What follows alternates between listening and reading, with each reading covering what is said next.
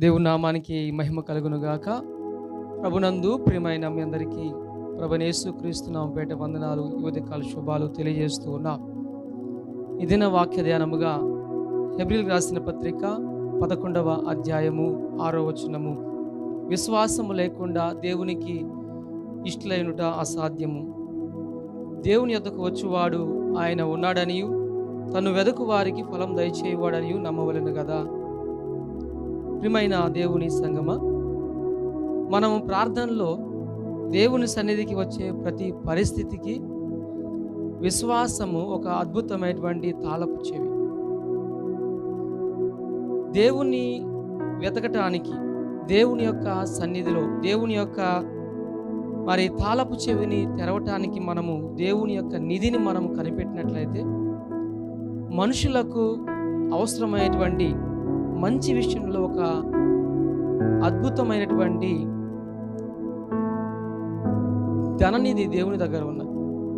ఆ నిధిని తెరవటానికి విశ్వాసం అనేటువంటి తాళపు చెవిని దేవుడు ప్రతి ఒక్క మనిషిని కూడా అనుగ్రహించి ఉన్నాడు.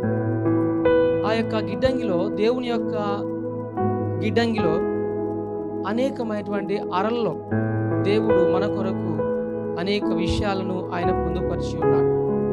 వాటిని పొందుకోవటానికి మనకి ఈరోజు కావలసింది విశ్వాసం. దేవుడు విశ్వాసముతో ప్రార్థన చేస్తే తప్పకుండా విశ్వాసం అనేటువంటి ఆ యొక్క తాళపు చెవిని మనము వినియోగించి ప్రార్థన ద్వారాగా ఆ నిధిని తెరవగలిగితే ఆ నిధిలో అన్నీ కూడా మన కొరకు దేవుడు సంక్షిప్తం చేసి ఉన్నాడు. దేవుని యొక్క గిడ్డంగిలో రక్షణ ఉంది, ఒక అరలో రక్షణ ఉంది, మరి యొక్క అరలో నిత్య జీవము, మరి యొక్క అరలో దేవుని మనకు కావలసినవన్నీ కూడా అమర్చి ఉన్నాడు. కాబట్టి నూతనముగా జన్మించినటువంటి అనుభవం, అలాగే లోకంపై, శరీరంపై, దుష్టునిపై, ఈ యొక్క సమస్తం పైన విజయం పొందాలంటే విశ్వాసం అనేటువంటి తాళపు చెవిని మనము వినియోగించాలి. దైవిక స్వస్థత, మరి యొక్క అరలో దైవిక స్వస్థత, దీవెన, విడుదల, మన యొక్క పాప బంధకాల నుంచి విడుదల, మరి యొక్క అరలో ఉన్నతమైనటువంటి ఆత్మీయ అనుభవం, వివరించలేనటువంటి సంతోషము, సంపూర్ణమైనటువంటి మహిమ దేవుడు దాచి ఉంచాడు. ఇవన్నీ కూడా ఒక దేవుని యొక్క గిడ్డంగిలో, అంటే మనము వాడుక భాషలో గోడౌన్ అంటాం, గోడౌన్లో దాచి ఉంచినటువంటివి. విశ్వాసముతో మనం గనక ప్రార్థించినప్పుడు విశ్వాసం అనేటువంటి తాళపు చెవిని ప్రార్థనతో వినియోగించినప్పుడు దేవుని యొక్క సంతోషము, దేవుని యొక్క మహిమ నిమిత్తము దేవుని యొక్క విశ్వాసాన్ని మనము ఎప్పుడైతే వినియోగిస్తామో ఇటువంటి సమస్యలన్నీ, శోధనలన్నీ కూడా దేవుడు మన నుంచి దూరం చేయటానికి, విశ్వాసముతో మనం ప్రార్థించినప్పుడు కొండలు సైతం కూడా కదిలించబడతావని దేవుడు సువార్తల్లో మనకి తెలియజేశాడు. కాబట్టి ఆ యొక్క విశ్వాసం అనేటువంటి తాళపు చెవిని ప్రతి ఒక్కరూ కూడా దేవుని ఆత్మీయ గిడ్డంగి తెరవడానికి విశ్వాసపు తాళపు చెవిని కలిగి ఉన్నాం. ఆ యొక్క సమస్యకు సమాధానం మన దగ్గరే ఉన్నది. దానిని మనము విశ్వాసముతో ప్రతి కొండను కూడా కదిలించవచ్చు.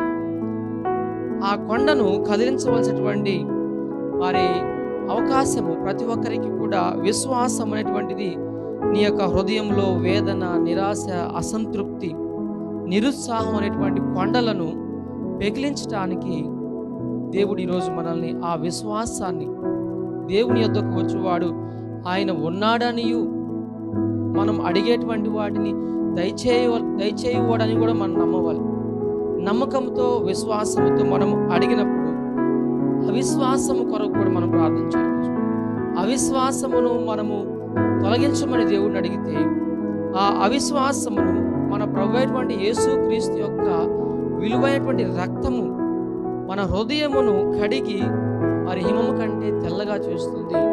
అటువంటి హృదయంలో ఈరోజు విశ్వాసముతో ప్రతి ఒక్కరూ కూడా ప్రార్థించినట్లయితే నీ జీవితంలో ఏమైనా కొండలు ఉన్నవా?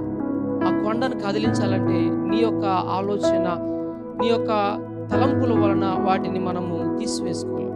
దేవుని యొద్దకు వచ్చి దేవునికి మనము ఆ యొక్క కొండలను గురించి అప్పగించినట్లయితే, దేవుని సన్నిధిలో మనము మొరపెట్టినట్లయితే, ఆయన రక్తము మనం ప్రతి పాపము నుంచి విడుదల చేసి విశ్వాస వీరులుగా మరి దేవుడు మనల్ని కూడా మరి ఆయన మార్గంలో నడిపించడానికి మీ చేతిలో ఉన్నటువంటి ఆ యొక్క తాళపు చెవిని ఈరోజు ఉపయోగించినట్లయితే నీ కుటుంబంలో, నీ జీవితంలో ఉన్నటువంటి కొండలను పెకిలించగలుగుతాం. విశ్వాసముతో దేవుని యొక్క సహవాసంతో మనం ముందుకు అడుగులు వేయగలుగుతాం. అట్టి కృప